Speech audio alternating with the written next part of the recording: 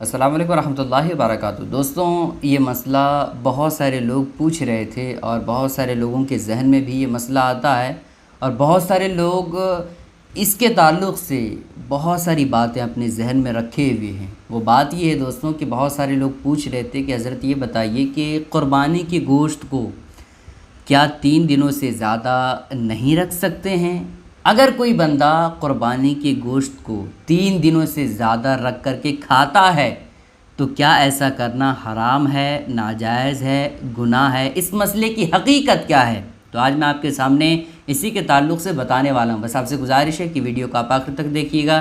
Video اگر آپ کو پسند آتی ہے لائک کرنے کے ساتھ ساتھ چینل کو ضرور سبسکرائب کر لیجیے گا۔ دوستوں دیکھیں، ابتدائی دور میں جب قربانی کا وقت آیا تو قحط سالی پڑ گئی، سوکھا پڑ گیا، تو نبی پاک علیہ الصلوۃ والسلام نے ارشاد فرمایا کہ قربانی کے گوشت کو 3 دنوں سے زیادہ کوئی نہ رکھے، 3 دنوں سے زیادہ گوشت کو رکھ کر کے نہ کھائے، بلکہ غریبوں میں، یتیموں میں، مسکینوں میں اور لوگوں تک قربانی کے گوشت کو پہنچا دیا جائے۔ گھر میں رکھ کر کے ہی 3 دنوں سے زیادہ نہ کھایا جائے۔ یہ نبی پاک علیہ الصلوۃ والسلام نے ابتدائی دور میں قربانی کے وقت حکم فرمایا تھا، لیکن جب دوسرا سال آیا قربانی کا تو صحابہ کرام رضی اللہ تعالیٰ عنہم نے عرض کیا کہ یا رسول اللہ صلی اللہ تعالیٰ علیہ وسلم، کیا قربانی کے گوشت کو ہم 3 دنوں سے زیادہ نہیں رکھ سکتے ہیں؟ کیا 3 دنوں سے زیادہ قربانی کے گوشت کو رکھ کر کے نہیں کھا سکتے ہیں؟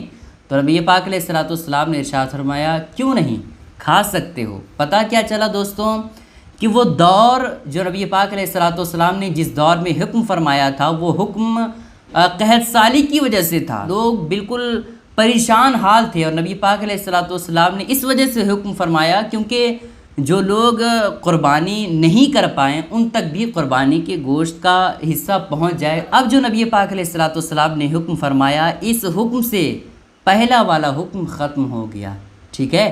تو اب قربانی کے گوشت کو آپ 3 دنوں سے زیادہ بھی رکھ کر کے کھا سکتے ہیں، اس میں کوئی حرج کی بات نہیں ہے۔ اب دوستوں بہت سارے لوگوں کے ذہن میں سوال آیا ہوگا کہ آخر کتنے دنوں تک ہم محفوظ رکھ کر کے کھا سکتے ہیں قربانی کے گوشت کو؟ تو بھائی اس میں کوئی لیمٹ بیان نہیں کی گئی ہے شریعت کی طرف سے کہ آپ 5 ہی دنوں تک قربانی کے گوشت کو رکھ کر کے کھا سکتے ہیں، ایسا نہیں ہے، بلکہ جب تک آپ رکھنا چاہیں رکھ سکتے ہیں، جب تک کہ آپ رکھ کر کے محفوظ رکھ کر کے کھا سکتے ہیں کھائیے، اس میں شریعت کی طرف سے کوئی قید نہیں ہے۔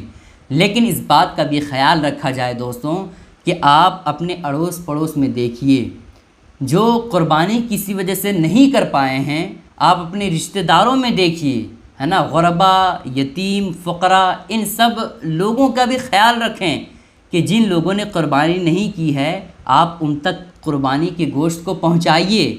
یہ آپ ایک جو مستحب ہے اس کو آپ ادا کریں، جو افضل طریقہ ہے وہ آپ 3 حصوں میں تقسیم کر کے بانٹ دیا کریں، ہے نا دوستوں۔ آپ کو یہ اچھا لگے گا کہ آپ کا پڑوس، آپ کے رشتہ دار میں کوئی ایسا بندہ ہے جس نے قربانی کسی وجہ سے نہیں کر پایا اور وہ قربانی کے گوشت کو نہ کھائے اور بالکل اسی طرح سے قربانی کے ایام میں بھی گوشت نہ کھائے؟ یہ آپ کو اچھا لگے گا؟ تو اس وجہ سے غربا، یتیم، فقراء، رشتہ داروں میں آپ گوشت کو تقسیم کیجیے۔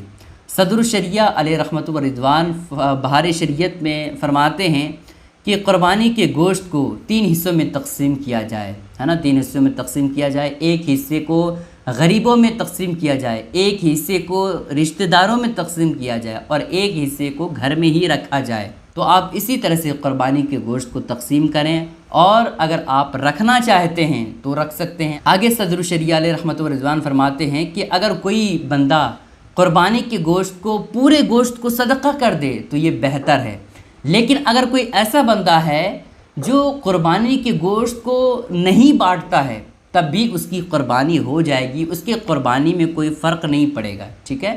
لیکن بہتر یہ ہے کہ آپ قربانی کے گوشت کو 3 حصوں میں تقسیم کریں، ایک حصے کو غریبوں میں بانٹیں، ایک حصے کو رشتہ داروں میں بانٹیں، اور ایک حصے کو گھر میں ہی رکھیں۔ لیکن آپ قربانی کے پورے گوشت کو گھر میں ہی کھا لیتے ہیں تو اس سے کوئی فرق نہیں پڑے گا، اس سے آپ کی قربانی پر کوئی اثر نہیں پڑے گا۔ ٹھیک ہے دوستوں، امید کرتا ہوں کہ آپ لوگوں کو یہ باتیں سمجھ آ گئی ہوں گی۔ دوستوں آپ لوگوں سے گزارش ہے کہ اس کلپ کو اپنے تمام ساتھیوں کے ساتھ ضرور شیئر کریں تاکہ سارے لوگوں کو یہ باتیں معلوم ہو جائے۔ السلام علیکم ورحمۃ اللہ وبرکاتہ۔